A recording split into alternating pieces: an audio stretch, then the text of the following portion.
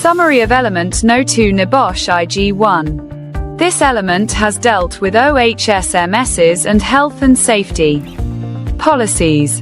In particular, this element has outlined the ILO OSH 2001 OHSMS, which can be summarized as policy, organizing, planning and implementation, evaluation, action for improvement, and audit. Outlined the ISO 45001 OHSMS standard, context of the organization, leadership, and worker participation, planning, support, operation, performance evaluation, and improvement.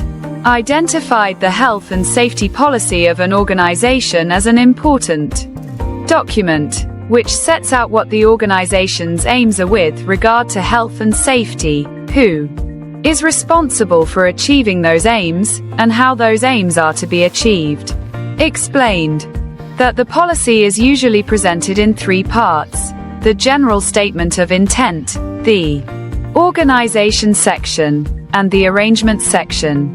The general statement of intent communicates the importance that the organization places on health and safety, the commitment that can be expected, and the aims and objectives for the organization to achieve. It is signed by the person in overall control of the organization. The organization section deals with the roles and responsibilities that exist within all levels of the organization and indicates the lines of responsibility and accountability. The arrangement section provides the detail on how the organization manages health and safety. It outlines the general arrangements that relate to health and safety management and the specific arrangements that relate to individual health and safety topics and issues.